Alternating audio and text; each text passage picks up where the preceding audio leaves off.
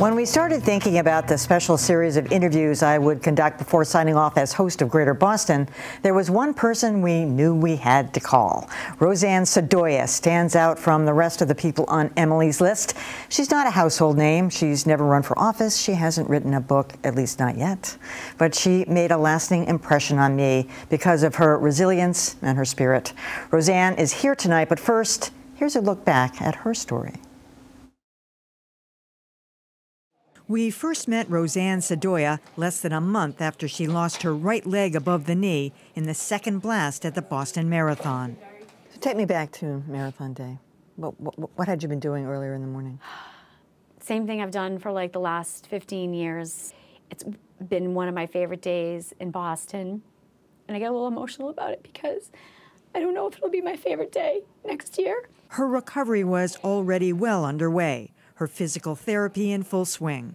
But her emotions were raw, and she was coming to terms with her new life. I still don't comprehend what happened. I have to say it numerous times that I was in a bombing. I still don't realize I don't have a leg. When we spoke again 6 months later, Roseann had a new leg and was about to get two more. I have the water leg and the walking leg all in one. I'll have a dress-up leg, and I'll have the running leg. When the marathon rolled around again this year, Roseann had a difficult decision to make. Would she return to the finish line as she had done for so many years? I feel as though that I have to be there, because if I don't go this year, I probably won't ever go again. And she did go. After conquering some early morning nerves, Roseann made her way to Boylston Street, watching the race away from the crowded sidewalks at the Mandarin Hotel. A week later, she joined us in studio. I kind of want a do-over, yeah. You know, because I know it's all okay. Yeah. But there's next year, and you know, I'll decide at that point how to attempt it. But I don't see any reason why I would not go back next year. And we hope she does. Roseann, welcome back to Greater Boston. Thank you, Emily. So you've probably thought about the last year and 3/4 many, many times. But when you go back and you look at yourself from shortly after the bombings till now, what's kind of changed in your head? Well, I just see how far I've come.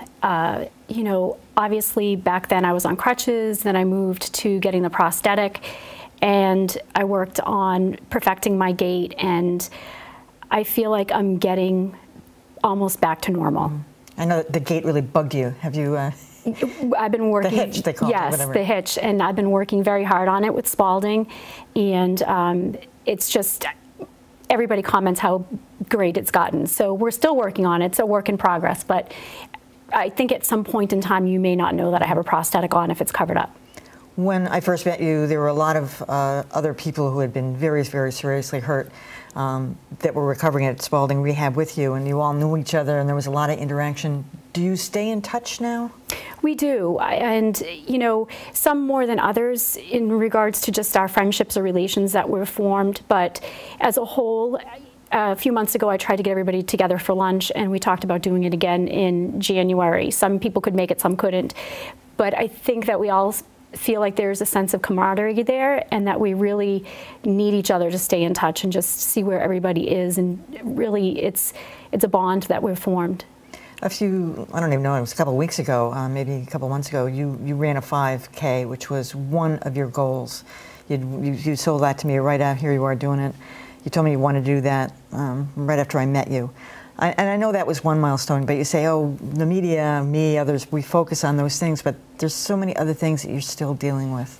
There is, and you know, for me, I'm probably one of the lesser injured, and there's just so many others that are still dealing with different difficult choices that they have to make. And you know, I ran that. And I say ran, it was really more of a walking. When people walk faster than you supposedly running, I was able to cover the distance.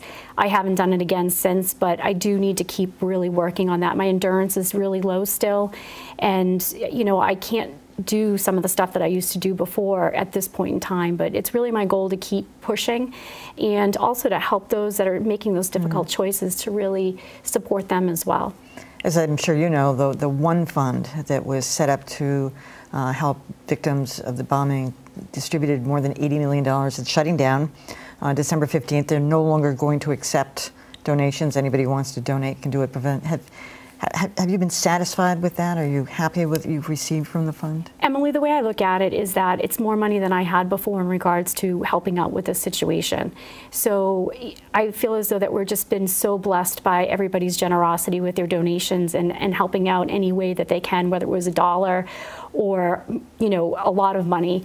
I think that, you know, there would never be enough money to really take care of all of us for life, which I get. And to me, it's not a retirement fund, but it's definitely something that is helpful knowing that you have it and that when it comes time that you're going to need it, the reserve is there. So to me, you know, I feel like we're blessed that we got what we did. Yeah, I know. I was talking to a couple of the victims about how much these prosthetic legs are.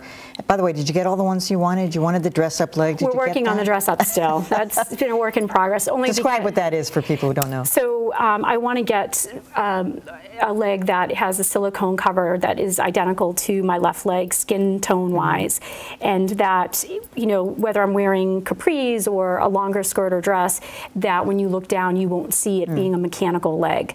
Right now, my leg is extremely mechanical looking. It's awful looking as far as I'm concerned. I shock little kids when they see it, and you know, they ask like, why did your leg look like that?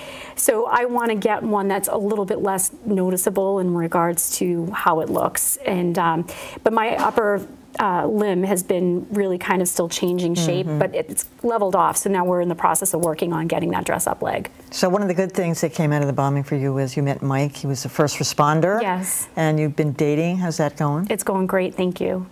All right, I'll leave it at that. Yeah. Move on from there. I know you hate it when I ask you this, but I'm going back at it because you know it's coming. Trial for Jahar Tsarnaev starts the first week of January, I think January 5th. And they're going to go through hundreds of jurors. Goodness knows it could take 6 or 8 weeks to even get a jury. Have you changed your mind at all about, you know, about going there, about witnessing some of it? Do you want to be a part of it? You know, I don't like to give him a lot of airtime and really don't like to discuss a lot about the trial, but there is a sense that I do want to go and just see him once and kind of put the human element to seeing him in person. So we'll see. I know that there is a process that they're doing with the court where it is done on lottery. So there could be a chance that if I were to even go, that I wouldn't even get into the courtroom. So they're not making, I know we're all in a lottery, but they're not making special circumstances for the bombing victims, or they are? No, I don't think that they can, just because there's, you know, 260 of us. So how do you make someone a little bit more important than Well, they could put you guys in your own pool and everybody else in another pool. Right, right. So maybe that's how they're doing it. Maybe there are a couple of different pools, but I know that we are listed as to being in one of the pools. And do you have a vested interest in the outcome? I mean, he's got to be found guilty, but do you care whether there's a death penalty? Do you care what the outcome is? You know, I really don't comment on any of that. It's just something I think that is personal, and you know, it's really not important how I feel about it. I always find that we've talked about that before. That, you know, I would want to know every single thing. I think it was, but you know, it's different people have different, you know, attitudes toward it. Things could change when the trial starts, but at this point in time, I don't really feel like I just can't focus on it. Well, good for you. Roseann, it's been a pleasure getting to know you, and I mean that sincerely. Same here. I'm going to miss you more than anybody. I leave this show. Thank you. Thanks so much for coming. Thank you.